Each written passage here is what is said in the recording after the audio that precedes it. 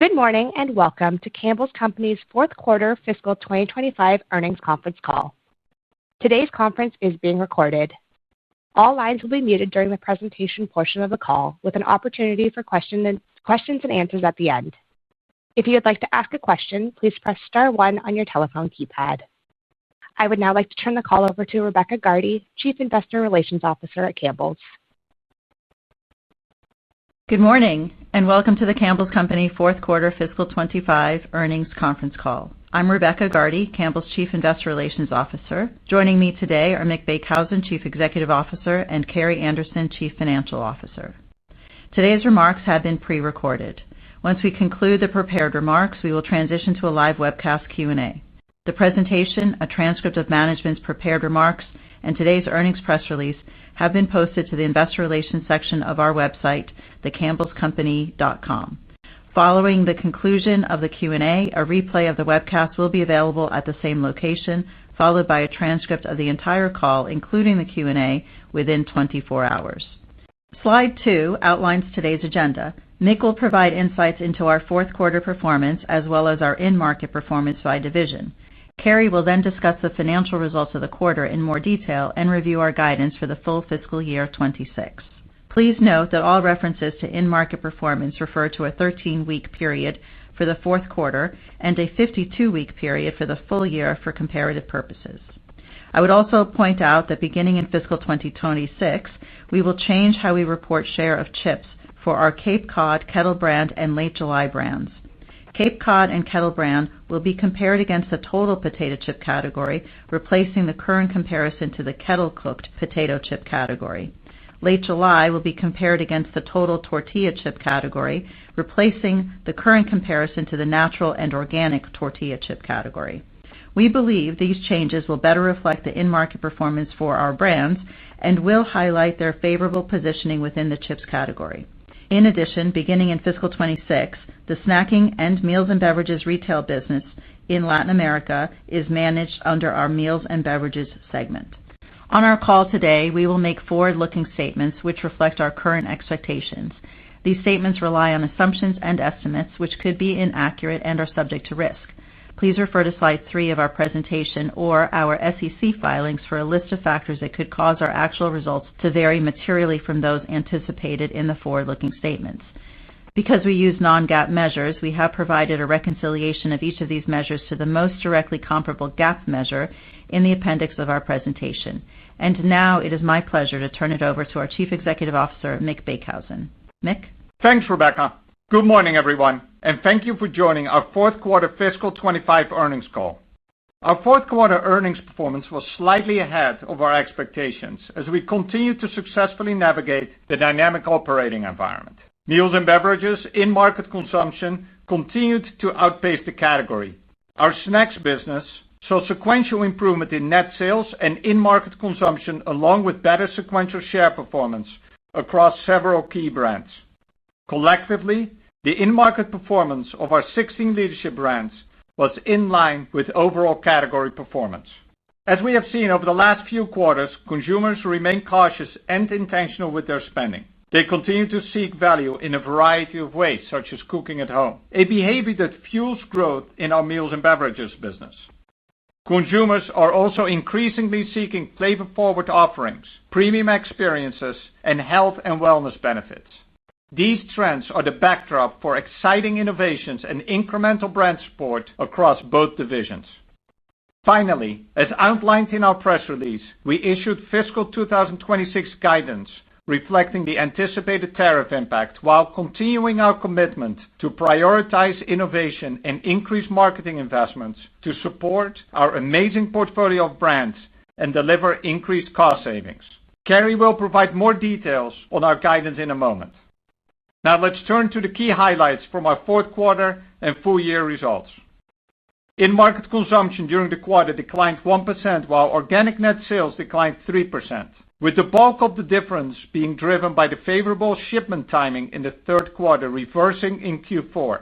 As a reminder, the organic net sales result excludes a 7-point positive impact from the additional week in the quarter and a 3-point negative impact related to our portfolio optimization strategy, specifically the Pop Secret and Noosa divestitures.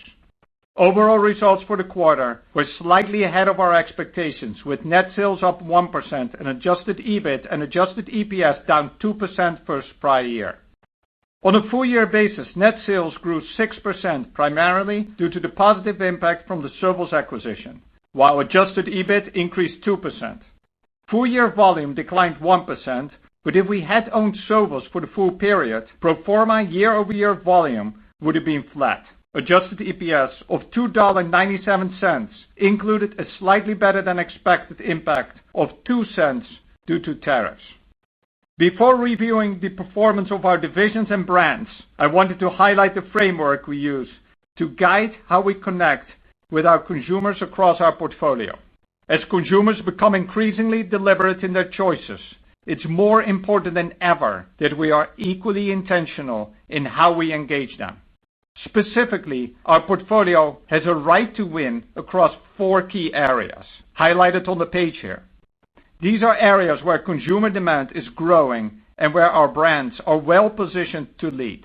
Capturing this growth requires not only having the right products, but also ensuring we deliver the right innovation and messaging to meet evolving consumer expectations. By leaning into these areas with focus and discipline across our differentiated portfolio, we can create meaningful connections with our consumers and drive outsized growth opportunities. With the launch of our new growth office, we are focused on meeting these consumer needs to ensure our innovation pipeline is clearly aligned to what matters most. We see this shift reflected in the strong performance of our recent innovation launches, which highlight how consumers are prioritizing health and elevated taste experiences. Just look at our avocado oil kettle brand chips and our Pacific flavored bone broths and Pepperidge Farm Milano white chocolate cookies. In fiscal 25, innovation contributed approximately 3% to net sales, and we expect this momentum to increase as we continue investing in our brands and creating food and beverages that meet consumers where they are. Another step we're taking is removing FD&C colors from our portfolio. As you may have heard me say before, our use of these colors is limited. In the second half of fiscal 26, in line with consumer preferences, Campbell's will no longer produce any of our food or beverages with FD&C colors. These are a few examples of how this consumer-led approach informs how we work across our leadership brands in both divisions, ensuring we bring forward offerings that resonate with consumers and their evolving preferences. Turning to slide 8, the in-market contribution of our 16 leadership brands, representing approximately 90% of total net sales, remained stable in the fourth quarter, with 7 of our brands gaining or holding share. As I mentioned earlier, the consumer environment remained relatively consistent in the fourth quarter, with at-home cooking continuing to be one of the ways consumers define value. This once again was a tailwind for our meals and beverages business, especially for our condensed cooking soups, broth, and Italian sauces. As a result, our meals and beverage leadership brands outpaced category consumption, gaining 0.2 share points as 5 of our 8 leadership brands grew or held share in the quarter. Our broth business as a whole continued its strong performance, though Swanson's share eased in Q4 primarily due to a promotional timing shift. In total, meals and beverages leadership brand consumption increased by 1% in Q4 and 2% for the full year. Conversely, the consumer environment remained a headwind for our categories in snacks, though our consumption improved sequentially, driven by improvement in half of our snacks leadership brands during the quarter.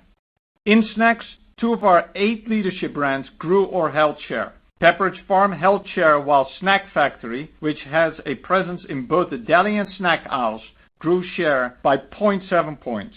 Given the category trends and aggregate share headwinds, our overall snacks leadership brand consumption declined by 2% in the quarter.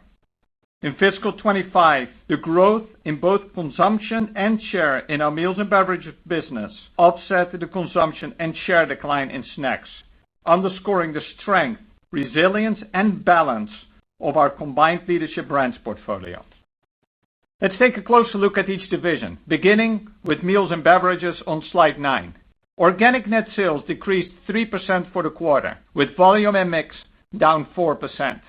This was primarily due to the favorable timing of customer shipments in Q3 reversing in Q4, as I mentioned earlier. Year-over-year consumption grew by 1%, aided by Rao's return to a high single-digit consumption growth. On a full-year basis, including the pro forma contribution from Sovos, organic net sales grew 1%, fueled by volume growth, while dollar consumption grew 2%. Turning to slide 10, our soup portfolio performed largely in line with the category in Q4. Campbell's total wet soup dollar share declined by 0.8 points as the discontinuation of our Well Yes brand more than offset aggregate share gains across the remainder of the portfolio. Similar to prior quarters, consumers continue to cook at home, fueling gains in both dollars and volume for the broth category. We maintained strong in-market performance with 7% broth consumption growth driven by increased usage per buyer, particularly among millennials and boomers, segment momentum, and private label service challenges. Our condensed portfolio continued its strong performance with its 7th consecutive quarter of dollar share growth and increases in both dollar and volume consumption, driven by the strength of our condensed cooking soups. Finally, our ready-to-serve in-market consumption declines were driven by category headwinds, increased competitive promotional intensity, and the discontinuation of our Well Yes brand product line. Bright spots in our ready-to-serve portfolio included our Chunky, Pacific, and Rao's brands, which all gained share in the quarter. On slide 11, you can see the dollar consumption in the Italian sauce category grew 2% year-over-year in Q4, similar to the past 2 quarters. Campbell's Italian sauce portfolio outpaced this mark, growing dollar consumption by 4%. This was driven by strength in Rao's as dollar consumption for the brand returned to high single-digit growth in Q4, while Prego dollar consumption was flat. Rao's also grew dollar share by 1.2 points in the quarter as we continue our focus on increasing distribution, household penetration, and awareness of the brand. Our stronghold in the Italian sauce category continues as Rao's, which will soon become our 4th billion-dollar brand, and Prego hold the top 2 spots in dollar share. And we are excited about the prospects for future growth with these great brands. Turning to slide 12, as I mentioned earlier, consumer preferences continue to evolve, and so does our approach to innovation across our portfolio. Campbell's broth and stock have delivered strong performance over the past couple of years with volume share growth in 7 of the past 8 quarters. In the 4th quarter, our broth offerings outpaced category growth in both buy rate and trips per buyer. I'll share 2 examples of great consumer-led innovation driving the continued relevance of our broth portfolio. In the 4th quarter, we introduced an exciting innovation to drive the ongoing at-home cooking trend with Swanson's first ever ramen broth offering. Homemade ramen is one of the fastest growing usages of broth, and our team developed a sensational new product to meet consumers' needs. Additionally, earlier this year in e-commerce channels, we expanded our Pacific flavored bone broth offerings by launching the ginger, turmeric, and black pepper flavor, continuing to provide consumers focus on health and wellness with an excellent and easy way to increase the protein content of their meals. Now let's turn to our snacks business on slide 13. Pressure on snacking categories remained in the 4th quarter, but we were encouraged that our in-market results improved sequentially, resulting in a 2% consumption decline versus the prior year. Organic net sales declined by 2% driven by lower volume and mix, but improved versus Q3 due to favorable net price realization. Dollar consumption in the quarter was in line with full-year totals, while organic net sales were slightly better. Turning to slide 14, you can see our snacks portfolio performed relative to each respective snacking category. While we saw share losses in parts of the portfolio in Q4, 5 of our 8 leadership brands saw sequential share improvement and 4 of 8 saw sequential dollar consumption gains compared to Q3. In cookies, we gained share as we grew consumption during the quarter, outperforming the category through successful innovation launches, most notably our Milano white chocolate lineup. We are excited to continue to expand our white chocolate product line with seasonal LTOs, such as the popular Milano Chai Latte flavor, and expect to drive sustained growth in the category with increased innovation. Although consumption declined during the quarter in our fresh bakery business, we continue to hold share driven by positive momentum in our farmhouse buns and rolls. This is a great example of consumers selecting premium options even while their spending habits have become more intentional throughout the year. While our pretzels, chips, and crackers businesses experienced share losses in the quarter, we saw several key brands improve sequentially compared to Q3. Snack Factory saw in-market consumption growth, and for the second straight quarter, share gains with the successful innovations of Pop-'Ems and Bites. In chips, we saw sequential improvement in our Kettle and Late July brands, resulting in consumption growth as the attractiveness of better-for-you offerings resonates with consumers. Notably, Cape Cod, Kettle Brand, and Late July all gained market share against the broader potato and tortilla chips categories, giving us confidence that our brands are well-positioned for growth and reside in advantageous subcategories. In crackers, Goldfish, as one of our flagship billion-dollar brands, continues to exhibit healthy brand fundamentals with sequential improvements in both dollar consumption and dollar share performance in the fourth quarter. New flavors, limited-time offerings, and improving multi-pack performance have helped us to begin reigniting that brand, though we still have more work to do. I am confident that with incremental marketing support and strategic promotional activity, we will get this important brand back to its historical growth trajectory. Turning to slide 15, I'm excited to share the impact of our Milano White Chocolate innovation, a fantastic example of how the convergence of premiumization and value is resonating with consumers. It helped drive both incremental improvement in our cookies business as well as fuel the entire cookies category. In the fourth quarter, while the cookies category declined by 1%, total Milano dollar consumption increased 27% versus prior year and lifted our overall Pepperidge Farm cookies business dollar consumption to 3%. In fact, over the past 2 quarters, Milano White Chocolate has been the number one driver of category dollar and volume growth. I'm incredibly proud of the team for the insights that led to this innovation and how they are building momentum on this early success. Before turning it over to Carrie, I'd like to briefly highlight how we're delivering today while we build for tomorrow. In this dynamic operating environment, day-to-day execution is critical. We've made great progress over the past couple of years and will continue to execute our near-term priorities across the organization to deliver results. In fiscal 26, we plan to increase marketing support and new product innovation across our leadership brands. Specifically, in meals and beverages, we'll maintain momentum by investing in brands aligned with the growing at-home cooking trend. In snacks, we are focused on reigniting Goldfish with incremental investment leveraging brand strength. In addition, we have well-defined and immediate action plans to mitigate more than half of the tariff impact and will continue pursuing additional mitigation opportunities. Finally, we are expanding our organizational capabilities. A key step was establishing the Growth Office focused on elevating core commercial strengths in consumer insights, integrated marketing, innovation, and revenue growth management. These capabilities will help drive enterprise-wide growth over time and top-tier performance.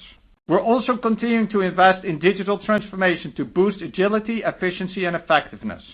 Additionally, as Carrie will discuss, we're expanding our cost savings program to further optimize our cost structure and provide fuel for further investment in our leadership brands. All in, we're driving change to deliver growth. I am confident that our focus on day-to-day execution and the actions we are taking to strengthen our foundation will lead to sustainable, profitable growth. Let me now turn it over to Carrie to go over the Q4 and full year fiscal 25 results and fiscal 26 guidance in more detail. Thanks, Mick.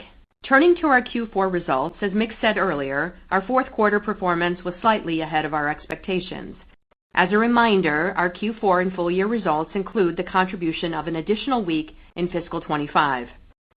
Q4 reported net sales increased 1% with the contribution from the additional week. Organic net sales, excluding the impact of the additional week, currency, and the Pop Secret and Noosa divestitures, decreased 3%, which was driven by the expected reversal of favorable third quarter shipment timing in meals and beverages and continued pressure on snacking categories.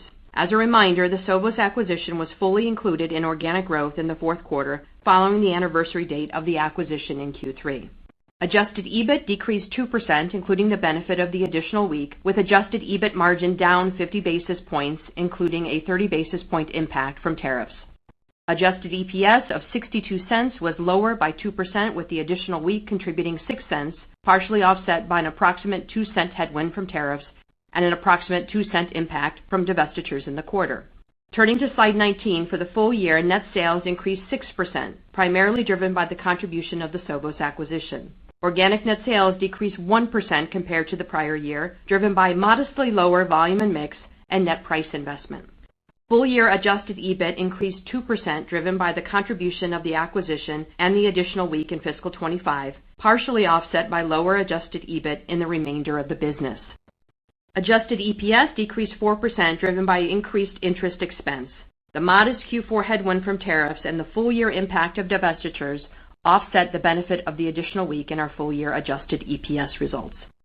The Sovos acquisition performed well in fiscal 25, with Rao's delivering high single-digit net sales growth on a pro forma basis, as if we had owned Rao's for all of fiscal 24, and we over-delivered integration synergies with the acquisition accretive to our fiscal 25 adjusted EPS. Moving to slide 20, organic net sales for the fourth quarter declined 3% due to unfavorable volume and mix, partially offset by higher net price realization. The 1% increase in reported net sales in the quarter reflected a 7-point contribution from the additional week, partially offset by a 3-point impact from divestitures. On slide 21, fourth quarter adjusted gross profit margin declined 90 basis points to 30.5%, driven by higher cost inflation and other supply chain costs, inclusive of an approximate 30 basis point impact from tariffs. This was partially offset by supply chain productivity improvements, favorable net price realization, and the benefits from cost savings initiatives. Turning to slide 22, the total combined dollar spend on adjusted marketing, selling, and administrative expenses remained flat at approximately 15% as a percentage of net sales. Advertising and consumer promotion expenses increased 12%, primarily driven by the contribution of the additional week. Adjusted administrative expenses decreased 4% compared to the prior year, as the benefit from our enterprise cost savings initiatives, including benefits from the integration of Sovos and lower incentive compensation, partially offset higher general administrative cost, inflation, and the additional week. As shown on slide 23, fourth quarter adjusted EBIT decreased 2%, primarily due to lower adjusted gross profit and higher adjusted marketing and selling expenses, which were partially offset by lower adjusted administrative and other expenses. On slide 24, adjusted EPS decreased 2% to 62 cents, which is reflective of the lower adjusted EBIT. Higher interest expense due to the additional week in the quarter was offset by lower tax expense from a lower adjusted effective tax rate. Shifting to segment performance, our meals and beverages results are summarized on slide 25. Meals and beverages reported fourth quarter net sales flat to prior year, which includes the contribution from the additional week and the impact of the Noosa divestiture. Excluding these impacts, organic net sales decreased 3%, mainly driven by declines in Rao's pasta sauces and U.S. soup. Lower sales in Rao's were primarily due to the expected reversal of third quarter favorable customer shipment timing in connection with the integration of Sovos into Campbell's ERP system. Declines in U.S. soup were primarily the result of lower consumption and customer inventory reduction in ready-to-serve soups. Lower volume and mix of 4% was partially offset by favorable net price realization of 1%. Fourth quarter operating earnings in the division decreased 5%, primarily due to lower gross profit. Operating margin was lower by 100 basis points, which was primarily driven by higher inflation and other supply chain costs, inclusive of a 50 basis point impact from tariffs. This was partially offset by supply chain productivity improvements, favorable net price realization, and the benefits from cost savings initiatives.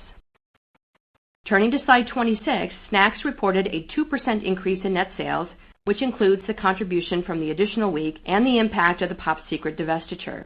Excluding these impacts, organic net sales decreased 2%, driven primarily by lower net sales in third-party partner and contract brands and Snyder's of Hanover pretzels.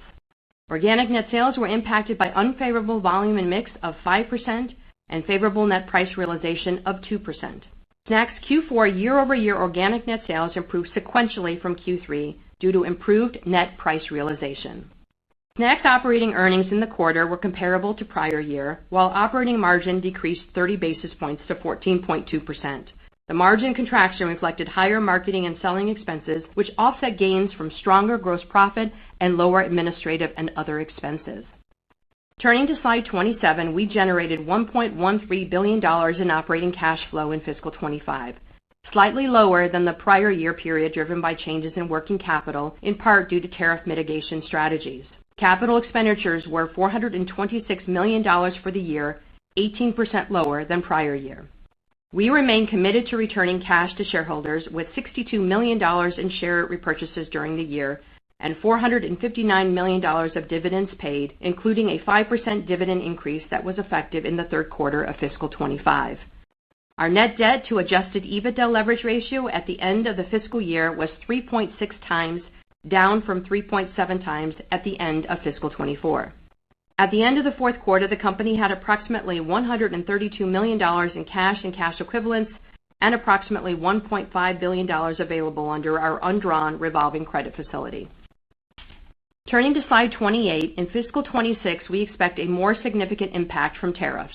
Gross tariffs are projected at approximately 4% of cost of products sold, approximately 60% related to Section 232 steel and aluminum tariffs, and the remainder largely from global IEEPA tariffs. Despite the ongoing uncertainties around the IEEPA tariffs, we are still assuming that they remain in place for the year. We expect to mitigate approximately 60% of this impact in fiscal 26 through a number of actions, including continued inventory management, supplier collaboration, alternative sourcing opportunities, productivity and cost savings, and where absolutely necessary, surgical and responsible pricing actions. Moving to slide 29, we are intensifying our focus on additional cost savings initiatives. If you recall, at our Investor Day in September 2024, we announced our $250 million enterprise cost savings program that runs through fiscal 28. We refer to this program as PEAK. In fiscal 25, we delivered approximately $145 million of cost savings. The majority of these fiscal 25 savings were driven by accelerated synergies related to our Sobis integration and efficiencies gained through manufacturing and warehouse network optimization initiatives. Today, we are increasing our cost savings target to $375 million by the end of fiscal 28, a 50% increase over the previous estimate. PEAK will continue to focus on 4 areas: network optimization, integration synergies, technology and organization effectiveness, and indirect spend management. Turning to guidance on slide 30, as Mick mentioned earlier, consumers are making thoughtful food choices, focusing on elevated experiences, flavor exploration, prioritizing health and wellness, and cooking at home. Our portfolio of brands is well positioned to meet these needs, supported by incremental brand investment and continued innovation. At the same time, we are in a dynamic operating environment resulting in input cost pressures primarily driven by tariffs, which despite significant mitigation efforts, are expected to be headwinds to our earnings outlook for the upcoming fiscal year. However, we do expect to make progress towards sustainable growth in fiscal 26 while mitigating some of the near-term cost pressures. With that as context, let me walk you through our guidance for this coming year. Our fiscal 26 guidance ranges are presented on a comparable basis, excluding the additional week in fiscal 25 to simplify year-over-year comparisons. Guidance also includes the impact of the divestitures of Noosa and Pop Secret. The divestiture impact is estimated to be a 1% reduction to both reported net sales and adjusted EBIT, and dilutive by 4 cents to adjusted EPS in fiscal 26. Full-year reported net sales are expected to be down 2% to flat, inclusive of the impact of the divestitures. Full-year organic net sales are expected to be down 1% to up 1%, reflecting continued momentum in meals and beverages and stabilization in snacks in the second half of the year at the midpoint of the range, with modest positive net price contribution compared to fiscal 25. We expect adjusted EBIT to decline 9% to 13% and adjusted EPS to be down 12% to 18%, inclusive of the impact of the divestitures. On a comparable 52-week basis and excluding the divestiture impact, approximately 2/3 of the year-over-year decline in fiscal 26 adjusted EPS guidance at the midpoint of the range is attributable to the estimated net tariff impact. The remaining one-third is driven by year-over-year changes in the base business. Our assumptions in the base business reflect the net sales assumptions I've already touched on, increased marketing and selling investment in the range of 9 to 10% of net sales, and a normalization of the one-time benefits realized in fiscal 25, including a return to targeted payout levels of incentive compensation expense, which is estimated to be a 3-point headwind to the year-over-year change in adjusted EBIT. We expect full-year core inflation, excluding tariffs, to be in the low single-digit range. We are intensifying our focus on productivity with planned initiatives of approximately 5% of cost of products sold, including tariff mitigation actions, and we expect approximately $70 million of enterprise cost savings. Moving to items below EBIT, full-year net interest expense is expected to be between $320 and $325 million, and our effective tax rate is assumed at 24%. And finally, capital expenditures are expected to be approximately 4% of net sales. To wrap up, we believe we are well positioned to navigate the challenges ahead, including mitigating the impacts of tariffs over time while continuing to capture opportunities for growth. We are taking a balanced, disciplined approach to protect and expand our market-leading positions across both divisions while maintaining a focus on execution, delivering continued cost savings, and driving strong cash flow generation with financial rigor. We believe in the strength of our portfolio and our ability to continue to execute our strategic priorities, even in a dynamic environment, with the goal to deliver long-term sustainable value creation. This concludes our prepared remarks. Operator, let's begin Q&A. Thank you. If you would like to ask a question, please press star followed by the number 1 on your telephone keypad. To withdraw any questions, please press star 1 again. Thank you. Our first question comes from Peter Galbo from Bank of America. Please go ahead. Your line is open. Hey, good morning, guys. Thanks for taking the question. Mick, I was hoping you could just maybe dive a little bit deeper into some of the puts and takes on the outlook for fiscal 26, particularly just factors that may drive you kind of towards the upper or lower ends of the ranges that you've given, and any other additional detail on phasing maybe from carry as we think about first quarter and then first half or second half. Thanks very much. Yeah, great. Morning, Peter. So let me quickly dive into guidance, and then, Carrie, I'll pass it over to you. You can talk a little bit more about the phasing piece. So as I described during the prepared remarks, kind of stepping back for a minute, first of all, of course, we're very focused on the overall consumer environment and how the consumer continues to evolve. We believe that increased brand support and also innovation is going to be critical. Then at the same time, as we allude to the dynamic operating environment, that really comes back to a necessity for us to step up productivity and cost savings across the organization. If you look specifically at our guidance and our guidance ranges, so maybe first on the top line, a range from -1 to +1 organically, really focusing on the midpoint, as I alluded to, continued M&B momentum that's really coming back to, we have wind in our back with regard to the overall cooking trends. Our product and our portfolio are very well positioned to continue to benefit from the trend. And at the same time, you also saw the rails performance in Q4, and we continue to lean into that brand. And I'm a very big believer of the continued growth within the rails. And then on the snack side, we made sequentially some in-market progress.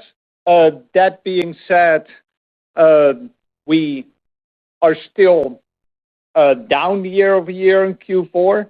If you go into the fiscal year and look at our overall guidance, we are assuming that we're starting to stabilize in the second half. So you basically are assuming that recovery of the snacking business throughout the year. And that's partially predicated on this incremental brand support as well as the innovation. Then from an overall pricing perspective, we are assuming pricing to be a bit of a positive contributor, that's really in order to help offset some of the core inflation pressures that we're seeing, particularly on snacks. It's around items like cocoa. But on the flip side, we obviously also have on the M&B side more exposure of the tariffs that we talk about. And we have a lot of different initiatives around that Carrie alluded to earlier. One of them is some surgical pricing activity. So that really gives you a little bit of context around the top line. Investment in marketing is important, getting to that targeted 9 to 10%. At the same time, also continue to lean into innovation, where, as you saw, we have some great successes. Now, from an EPS perspective, down 18 to down 12% year over year. 4 cents of that is the divestiture impact that we alluded to. It really implies a 16 to 11% decline, excluding that divestiture impact and excluding the 53rd week. So at the midpoint, you're down, give or take, 40 cents.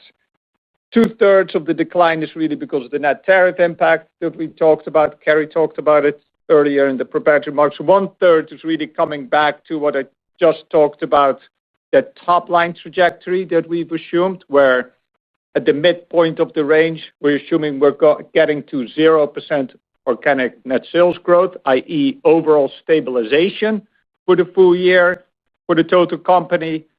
And then we're stepping up the productivity cost savings to offset tariffs and other core inflation. But at the same time, we're also making some more marketing investments. And we have some of these, call it like certain items that we benefited from this past year, like lower incentive comp that we're expecting to reset in this coming year. So a lot of puts and takes within that, but very focused across the organization on executing and stabilizing that overall top line with a combination of both price and then probably a little bit of, call it like volume headwind still throughout the year. From a margin perspective, 150 basis points at the midpoint, margin down year over year because of the, call it, 0% organic sales growth at the midpoint of our range. You can basically follow the similar logic that I described earlier, with 2/3 of that margin pressure coming from net tariffs. So it hopefully gives you a little bit of additional context around the guidance and how we thought about it. And Carrie, I'll kick it over to you to talk a little bit more about the phasing. Thanks, Mick. As you think about the organic net sales phasing, I would ask you to consider looking at what we're lapping in fiscal 25 as you think about the quarters. But as I look at first half and second half, generally I would say favorable trends when you look at it from a half perspective, first half year over year and second half year over year. For Q1 specifically, I would say sequential better trends than Q4. So year over year growth trends sequentially better than Q4. There's still some pressure in Q1 of fiscal 26, especially considering, again, the phasing of snacks recovery and some M&B lumpiness. That M&B lumpiness is really attributable to promotion timing, some shifts from Q1 into Q2, and then some weather benefits that we're lapping from Q1 of fiscal 25. So hopefully that helps you from an organic net sales perspective. From the margin perspective, as you think about your quarterly phasing, Mick talked about that 150 basis point margin pressure at the midpoint. I would say we're going to see similar margin pressure throughout the year, including Q1. So I would say that should help you as you think through your quarterly phasing, Peter. Great. Thanks very much, guys. Very helpful. I'll pass it on. Great. Our next question comes from Tom Palmer from JP Morgan. Please go ahead. Your line is open.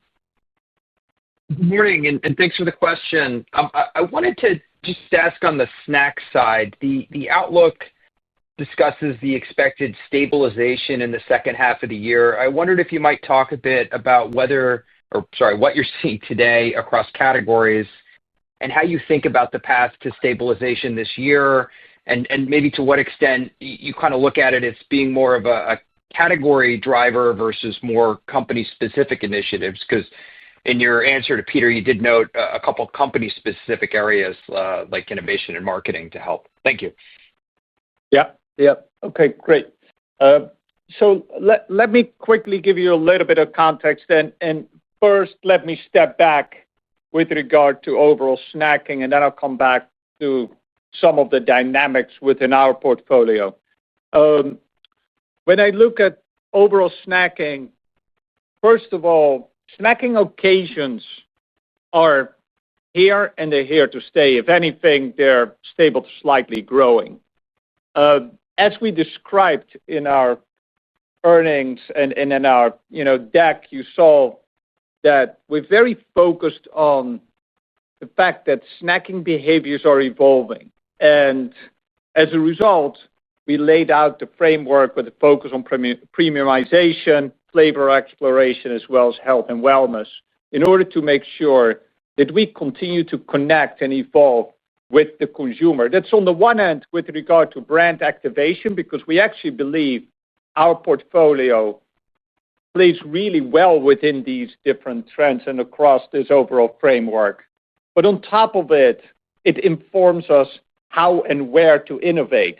And for instance, the Milano White Chocolate success is a great example of that. That's really coming back to flavor exploration. And you see that when you really get the innovation right, it really works. And you see that in the Milano numbers with 27% growth. So why do I feel so confident around our overall portfolio of brands? It's actually because if you look across our brands, you see that household penetration is actually relatively stable. If anything, maybe in certain instances over the past 12 months, slightly increasing. So the relevance of our brands is really there. And we need to make sure that we continue to focus, to the earlier point, on activation as well as innovation. So we continue to connect with the consumer. So how do I think we're going to win in the overall marketplace? It's really focused on core key areas, which is coming back to, on the one hand, that increased brand support that we talked about earlier, the product innovation. We need to continue to evolve our price packs. We talked a little bit about that last time around, for instance, with Goldfish, making sure that multi-packs work and that we have the right pack sizes of multi-packs, particularly during the back-to-school time period. It's one of the things that our teams are very focused on executing. That's really important. And then finally, we still have a lot of runway with regard to both distribution as well as in-market execution, and the team is all over it because that's obviously critical. So that comes back to kind of the bigger picture of snacking and how our portfolio fits within that. And generally, I'm a very strong believer of us being able to start to get our snacking portfolio back to sustainable, profitable growth. And you're seeing already some of the sequential progress, but we still have some work to do going into fiscal 26. Hence, we are talking about stabilization throughout the year because I expect that really to manifest itself in the second half. Okay, thanks for the detail there. Carrie, you noted the 150 basis points of operating margin pressure at the midpoint of the outlook. Just when thinking between the two segments, just any help on kind of where we might see that impact greater? I mean, I would assume meals and beverages, given some of the tariff commentary, but maybe you could help quantify. Thank you. Yeah, that is the correct assumption. So when you think about the tariffs, about 60% of those gross tariffs are coming from Section 232 steel aluminum tariffs, and that's going to really hit M&B. And then you've also got the IEEPA tariffs that will also impact Rao's imports as well. So the majority of that headwind is going to be sitting in meals and beverages. Okay, thank you. Our next question comes from Robert Moskow from TD Cowen. Please go ahead. Your line is open. Hi, thank you. Two questions. One is, Mick, some of your peers who are facing tariffs on steel and aluminum are taking a more aggressive stance on pricing to offset it. I wanted to know how you thought about the pros and cons of raising prices more emphatically to offset these costs. Is the category just not, is the soup category in particular just not ready for it? And then secondly, well, let's go for the first. I'll come back. Yeah, no, that's good. Okay, so if you look, Carrie described all the different initiatives that we're focused on in order to make sure that we help offset the tariffs, including the inventory management, but also working with our suppliers as well as you heard us talk about increased productivity and cost savings initiatives. Pricing and surgical pricing initiatives are part of that overall equation. And to your point, Rob, around meals and beverages, the soup business is impacted by tariffs because of what Carrie described with the Section 232 steel and aluminum tariffs. So when I look at overall pricing is also manifesting itself within that soup portfolio. We're just being really surgical about where do we believe we have some opportunity to increase pricing and where not. Okay.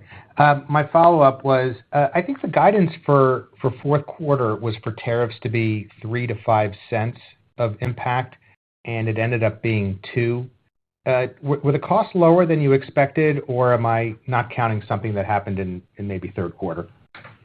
Yeah, I would attribute it more to one of our levers. As we think about all the different levers we're pulling, it is primarily one of inventory management, right? So working with our suppliers and also active inventory management there. And so you'll see that fuller impact, obviously, when we talk about our fiscal 26, but that's really what helped us in the fourth quarter, that coming in lower. Okay, thank you. Our next question comes from Michael Lavery from Piper Sandler. Please go ahead. Your line is open. Thank you. Good morning. Just want to follow up on some of the tariff mitigation, and I guess you just touched on the inventory management. How sustainable is that, or is it more just delaying some of the cost that comes later? And when you talk about alternate sourcing, can you help us unpack that a little bit? I know tin plate is, I think, scarcely or maybe not really made in America. Rayos is, of course, coming from Italy. Or is that where you would imagine maybe potentially shifting that approach? Or, help us understand just some of the mitigation approach in a little more detail. Yeah, I'll start there and have Mick talk about some of the other levers. But I think in terms of inventory management and supplier collaboration, to me, those go very much hand in hand as we have discussions with our partners. And so I think it will still be a lever that will be able to see some of that benefit in the combination of both of those together as we look at fiscal 26 and work to find offsets in conjunction, in definite partnership with our supplier partners. Mick, you want to talk a little bit about the alternate sourcing? Yeah. So let me talk about it in 3 pieces. So when I look at alternative sourcing, you're right. For steel, aluminum, there's not an alternative source. How does it impact our business? It's really coming back to food-grade tin plate that we need for our cans. And as Rob mentioned, referred to earlier as well, that's particularly within our soup business. There's not enough capacity available in the United States or supply available in the United States. If it was available, we would buy it locally. We're not able to do that. So as a result, we have no choice but to import that key raw material for our product. There's obviously, coming back to tariffs, there's a 50% tariff on that.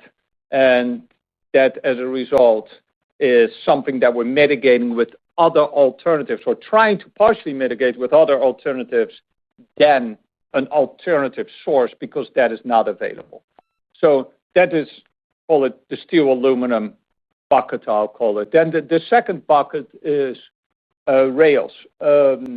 Rails is made, or the vast majority of the product is made in Italy, and we import it, and it is partially the magic of the sauce, actually, or the magic of the product that the sauce is made in Italy and that we import it. And as you've heard us say in the past, we're not changing the sauce, and it's absolutely critical for us to make sure that we maintain that elevated product quality.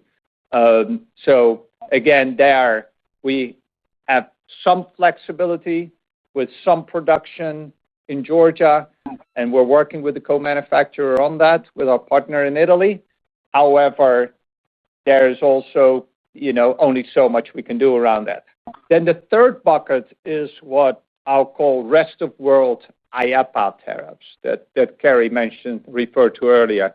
There we have some flexibility because that's really coming back to, in certain instances, we're not, because you have certain raw materials that come from one particular country or from one particular region, and you have only so much choice. However, within that rest of world bucket, there are alternatives, and we are pursuing those actively. However, it's obviously really important that we maintain top quality product for our consumers. So sometimes that's taking a little bit longer, particularly if you want to switch suppliers, because we want to make sure that we maintain the quality of our product and maintain that consumer proposition. So that's a little bit of the process that we're going through. That's helpful color. Just to follow up on the increased productivity savings target that you've announced, you've got a plan that was already in place. You're pushing that harder. How comfortable are you that you're not putting sort of capabilities at risk or cutting too much? Or can you just help us understand maybe how you came to the figure that you felt like it wasn't maybe too aggressive, or do you feel like it is? Can you just help us understand how to think about that? Yeah, I would start and say, as we think about fiscal 25, the savings of our peak cost savings program came in much higher than what we initially expected, and a lot of that coming from the acceleration of Sovos integration. There will still be integration savings from Sovos as we move into fiscal 26. If you recall, we just moved Sovos into the Campbell's ERP system at the end of Q3, beginning of Q4. So there is still back office opportunities and savings on integration as we move into fiscal 26 that we'll see. There is also some network optimization with Sovos that will continue to refine that with our meals and beverages network. So I think there's still more opportunity there for Sovos.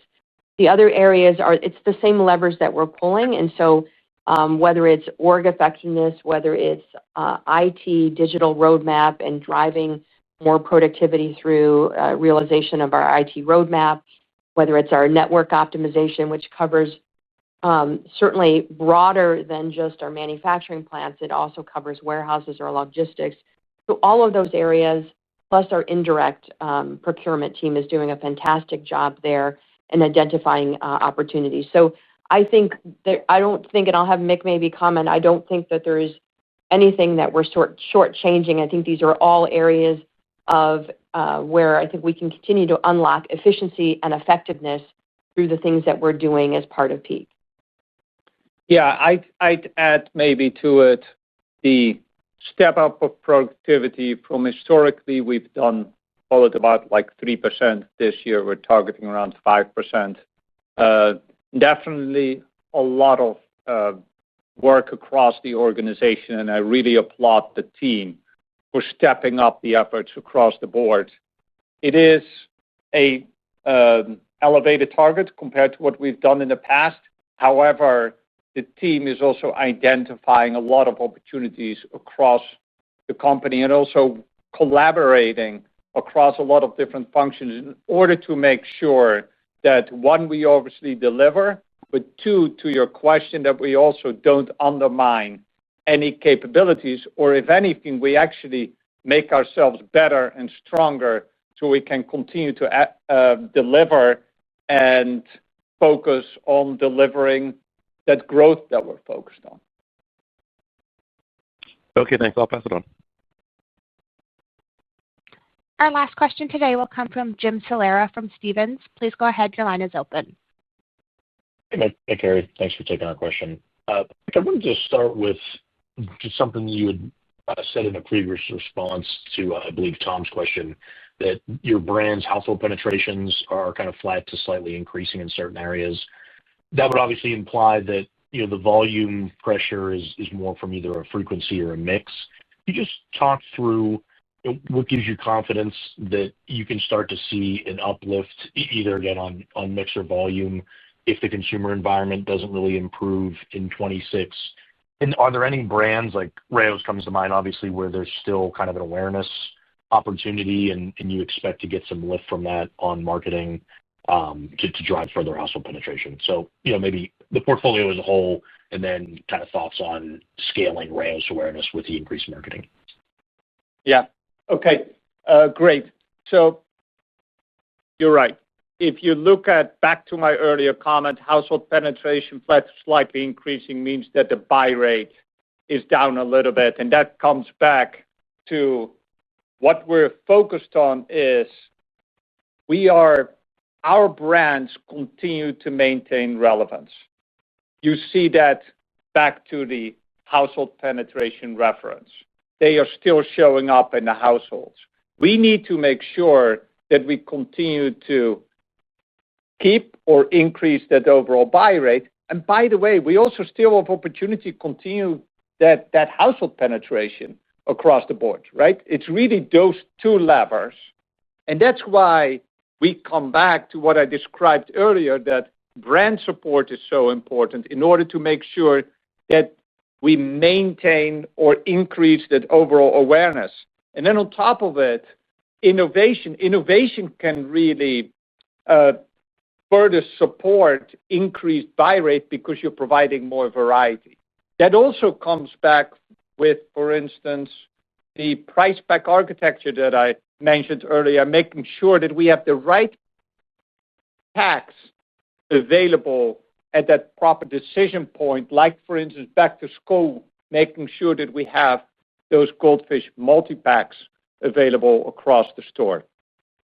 So I look at it really as like it is really good that household penetration is flat to stable with potential upside there. And at the same time, we got to continue to make sure that we focus on that stabilization or growth in overall buy rate with these different initiatives. And that also comes back to the overall consumer framework that the team is using, which I wholeheartedly believe in. Now, coming back to build on your second part of your question, there are certain brands where there's obviously significant upside potential from an overall household penetration perspective. We talked in the past about Rao's. Rao's is a great example of that. Also going into this fiscal year, the team is very focused, as I mentioned earlier, on continued growth in Rao's. It's probably going to be a little choppy, quarterly because of some timing of promotional activity. But overall, continued focus on growth. You saw the 8% consumption growth on sauces in Q4. I expect us, we've said this in the past, mid to high single-digit growth for the Rao's brand. That's what the team is focused on. And continued increase of household penetration is a key component of that. Great. And maybe just one real quick follow-up. Can you just give us any thoughts around, you mentioned choppiness with Rao's, any particular quarter we should think about as being, kind of high point or low point as we just think about the cadence through the year? Yeah, again, if you think about what we're lapping from fiscal 25, I think that will be a reference point. In Q1, if you go back, we had pretty nice pro forma growth. We didn't have Sobas in the base 24, but we had it in the 25 on a pro forma basis. Very nice growth in Q1. So we're going to see some promotional shifts from Q1 into Q2 for Rao's. And then I think it's important to remember what we're lapping in the second half. We had the SAP implementation that buoyed the Rao's net sales growth in Q3, and then we saw some timing of that come back and reverse out in Q4. So just as you think about that phasing, just remember what we're lapping in fiscal 25, Jim. Great. Thanks, Carrie. I'll hop back in the queue. We are out of time for questions today. This will conclude today's conference call. Thank you for your participation. You may now disconnect.